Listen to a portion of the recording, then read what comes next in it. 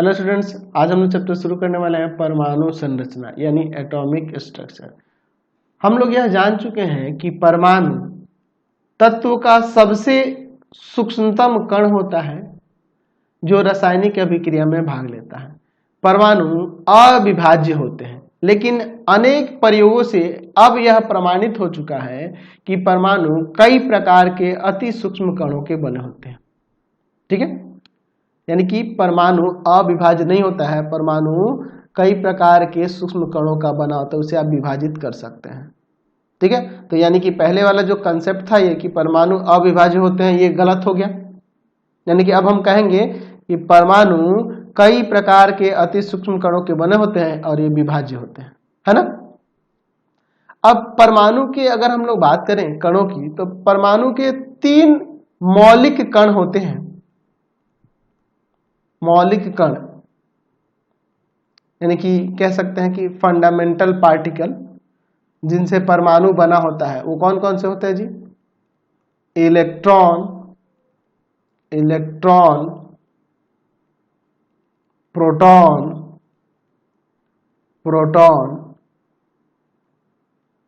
और न्यूट्रॉन। तीसरा क्या हो जाएगा? न्यूट्रॉन। यानी हम लोग कह सकते हैं यहां पर कि परमाणु इन 3 मौलिक कणों से बना होता है।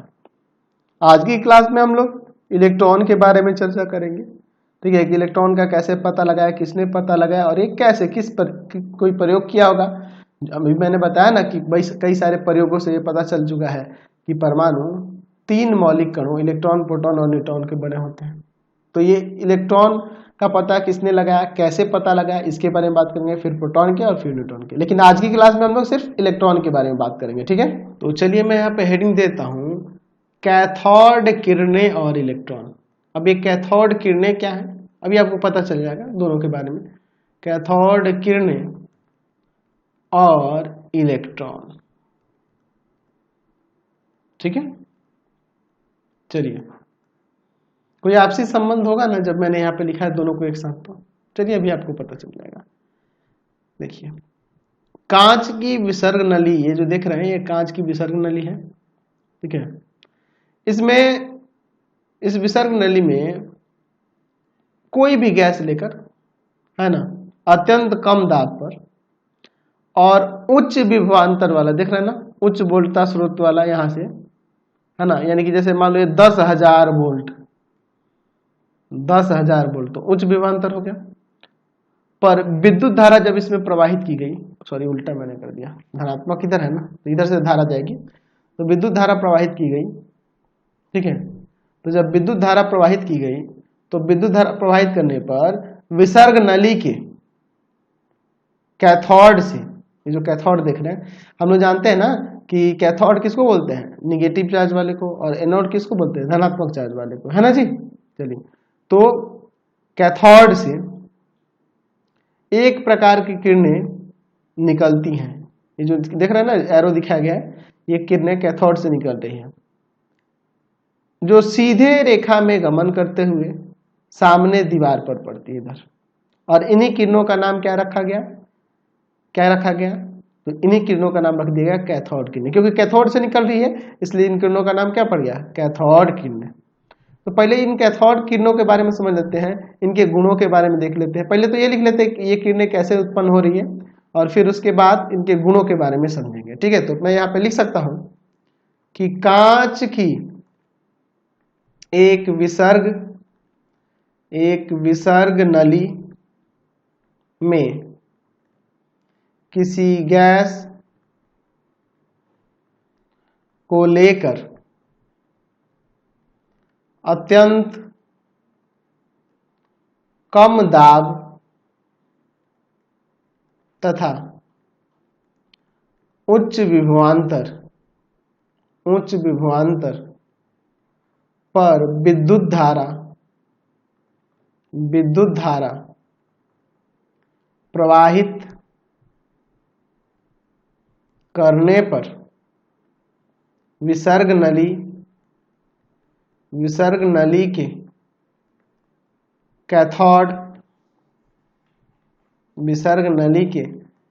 कैथोड से एक प्रकार की किरणें निकलती हैं जो सीधी रेखा में गमन करते हुए सामने की दीवार पर पड़ती हैं। इन किरणों का नाम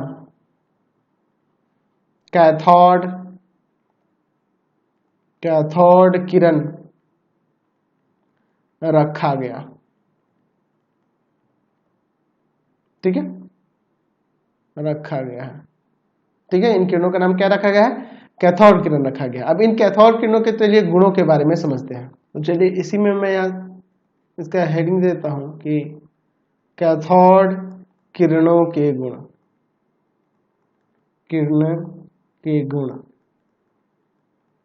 कौन कौन से गुण है जी? तो जो कैथोड किरणें होंगी ना, वो अति तीव्रता से गति करती हैं, है ना जी? तो आप लिख सकते हैं इसमें पॉइंट कि ये किरणें कैथोड से कहां जाएंगे? एनोड की तरफ। कैथोड से निकलकर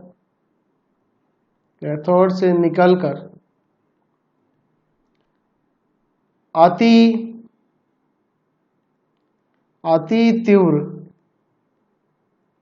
वेग से सीधी रेखा में गमन करती हैं। ठीक है, समझ रहे ना? यानी कि ये जो किरणें यहां से निकलेंगी, ये बहुत ही तेजी से कैथोड से निकलकर सीधी रेखा में गमन करती हैं। अच्छा, ये जो किरणें देख रहे हैं, इन किरणों के अगर मार्ग में एक अपारदर्शक धातु की कोई वस्तु यहाँ पर दी, धातु की वस्तु तो अपारदर्शक होगी, जिसे किरणें पार नहीं कर सकती हैं, तो दूसरे तरफ इसका छाया देखने को मिलेगा। इस वस्तु की छाया इसके अपोजिट में यहां देखने को मिलेगा। ठीक है, तो इससे क्या प्रमाणित होता है? इसे सीधे ये प्रमाणित होता है कि ये सीधी रेखा में गमन कर रही है, इसलिए ना तो विपरीत में यहाँ पे छाया बन रहा है। ठीक है, तो हम लिख सकते हैं कि इनके मार्ग में अपारदर्शक वस्तु रखने पर वस्तु की छाया कैथोड के दूसरी तरफ बनती है। इससे क्या साबित होता है? तो इससे प्रमाणित होता है कि ये किरणें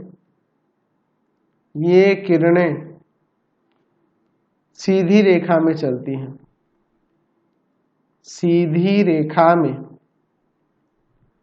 चलती हैं, यहां से ये साबित होता है। ठीक है, चलिए अब देखते हैं। अब हम लोग क्या करते हैं कि इन किरणों के मार्ग में एक हल्का पाद चक्र इस तरह का, है ना, यहाँ पे रख देते हैं बीच में। पैनल व्हील नहीं होता है, उसको रख देते हैं। तो अब क्या होगा कि जब ये किरणें से टकराएगी तो ये धुरी पर अपने नाचने लगता है। ठीक है, तो जब इसका मतलब यह हुआ कि ये जो किरणें निकल रही हैं यहाँ से, ये अत्यंत छोटे छोटे द्रव्यमान की बनी हुई है। इसे टकरा रही तो ये अपनी धुरी पे नाचने लग रहा है, क्योंकि ये हल्का पाद चक्र है, इसलिए यहाँ पे नाचने लग जा रहा है ना। तो हम लोग यहाँ पे लिख सकते हैं, थर्ड पॉइंट में लिख सकते हैं ना कि इन किरणों के मार्ग में हल्का पाद चक्र पेंडल व्हील रखने पर यह अपनी धुरी पर नाचने लगती हैं। इससे सिद्ध होता है कि ये किरणें अत्यंत छोटे छोटे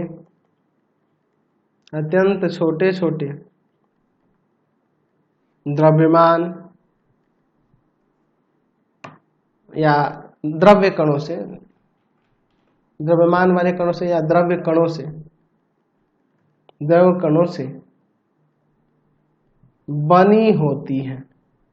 ठीक है, ऐसा हम कह सकते हैं। चलिए अगला गुण देख लेते हैं। हम लोग क्या करते हैं, यहाँ पे देखिए चुंबकीय क्षेत्र उत्पन्न किया गया, देखिए जिसके कारण ये जो कण थे देखिए विचलित हो गए हैं, मुड़ गई है ना, इधर दिशा बदल जा रही है ना जी, है ना। तो हम लोग यहाँ पे लिख सकते हैं कि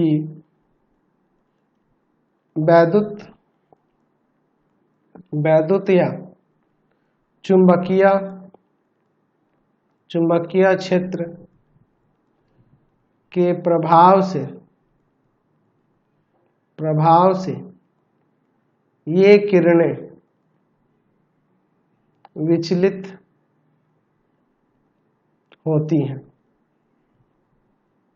ठीक है, इनके विचलन से क्या पता चल रहा है, दिशा का ज्ञात होता है कि ये किरणें जो होंगी ऋण आवेशित होंगी। देख रहे हैं ना जी, ये इधर की तरफ मिल करते, यानी कि ये ऋण आवेशित होंगी तभी ना इधर की तरफ मुड़ जा रही है। इनके विचलन से या विचलन की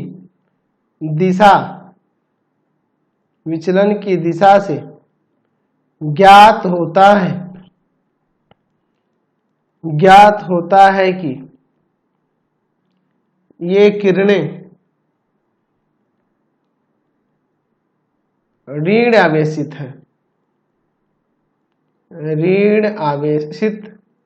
है, हम लोग यहाँ पे कह सकते हैं। तो इस तरह से विसर्ग नली में भिन्न भिन्न प्रकारों के गैसों को भरकर भिन्न भिन्न प्रकार के धातुओं को कैथोड के रूप में प्रयोग करके, है ना जी, यह हर हालत में देखा कि एक ही प्रकार के किरणें निकल रही हैं, है ना। अतः यह किरणें हमने क्या देखा कि ऋण आवेशित थी, इनसे जो कण निकलेंगे वो ऋण आवेशित होंगे और वो परमाणु के मौलिक कण होंगे। उस जो भी इसमें धातु रखा जा रहा है वो तत्व होगा ना, तत्व ही ना है जी किसी प्रकार का, उस तत्व का जो तत्व के परमाणु का वह मौलिक कण होगा जो यहाँ से निकल रहा है। ठीक है, मौलिक अवयव होगा। तो हम लोग यहाँ पे लिख सकते हैं कि विसर्ग नली में भिन्न भिन्न गैसों तथा भिन्न भिन्न धातुओं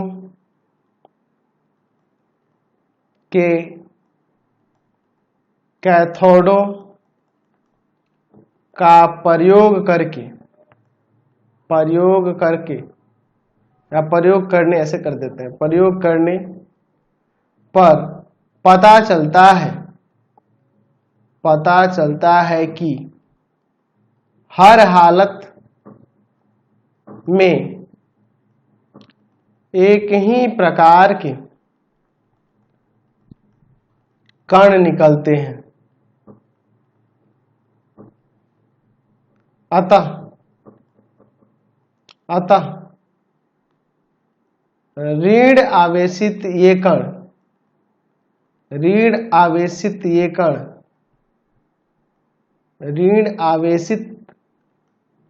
कण प्रत्येक तत्व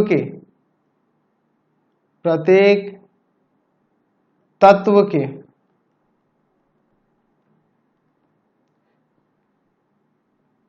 परमाणु के मौलिक कण या मौलिक अवयव कर देते हैं, मौलिक अवयव है,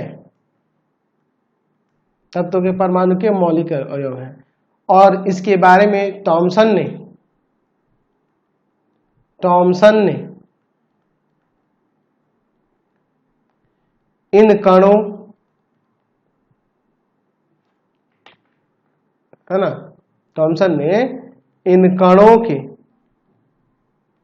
आवेशों, जो आवेश थे उसका चार्ज, उसका इसे इसी डिनोट करते हैं, और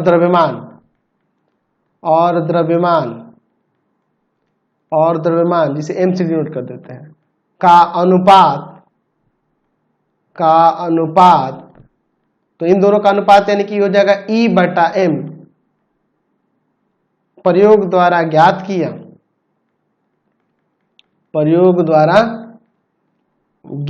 किया, क्या ज्ञात किया जी, कि हर हालत में E/m का मान 1.76 गुना 10⁸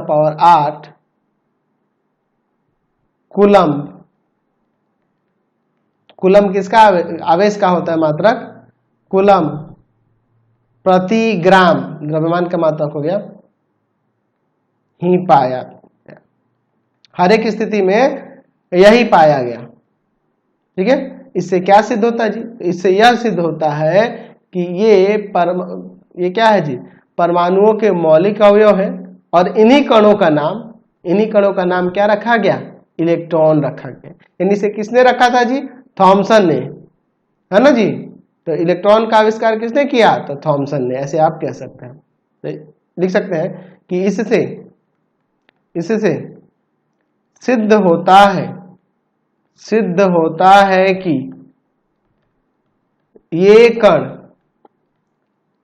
सभी परमाणुओं के मौलिक अवयव है।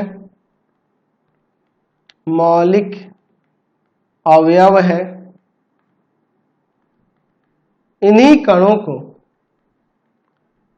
कणों का नाम इलेक्ट्रॉन रखा गया,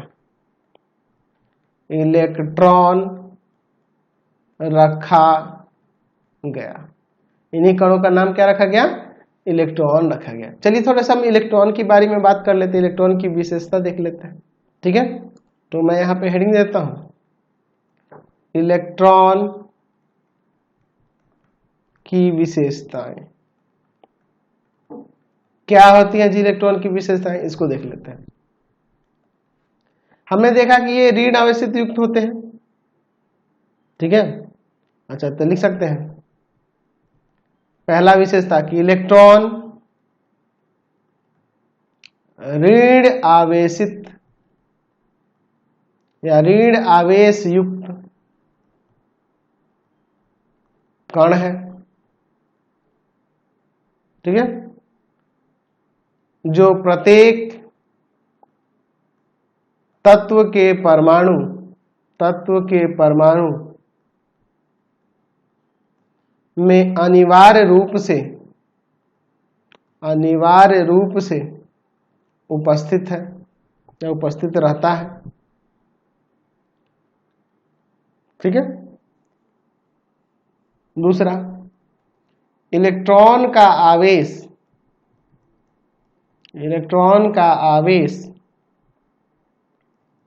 यानी E का मान 1.6 गुना 10⁻⁻19 कूलम होता है। ठीक है, अच्छा और क्या कह सकते हैं जी,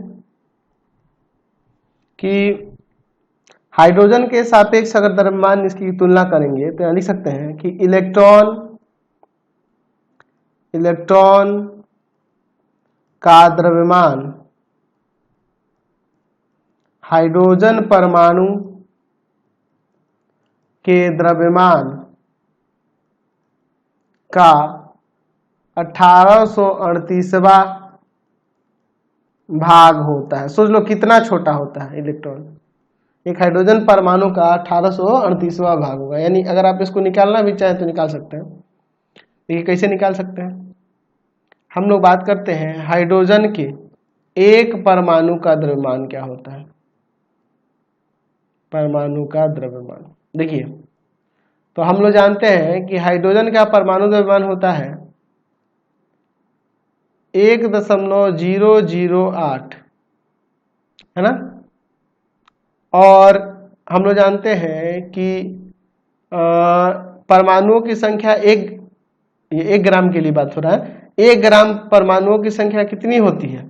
एवोगैड्रो संख्या याद है आपको? 6.022, पिछले चैप्टर में पढ़ते गुना 10 का पावर 23। तो इसमें से भाग करेंगे तो आ जाएगा 1.6738 गुना 10 का पावर -24, इतना आएगा, इतना ग्राम हो जाएगा। हाइड्रोजन के एक परमाणु का द्रव्यमान इतना ग्राम।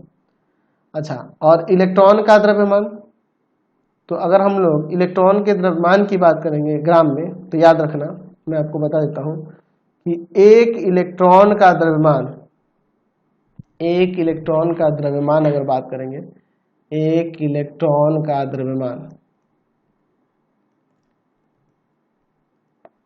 वो होता है 9.11 गुना 10 का पावर -28 ग्राम। तो इन दोनों में भाग कर देंगे तो हमें पता चल जाएगा। तो हाइड्रोजन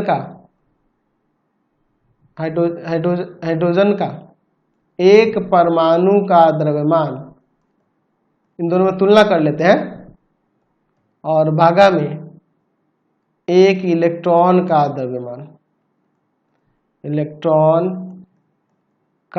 द्रव्यमान, क्या हो जाएगा?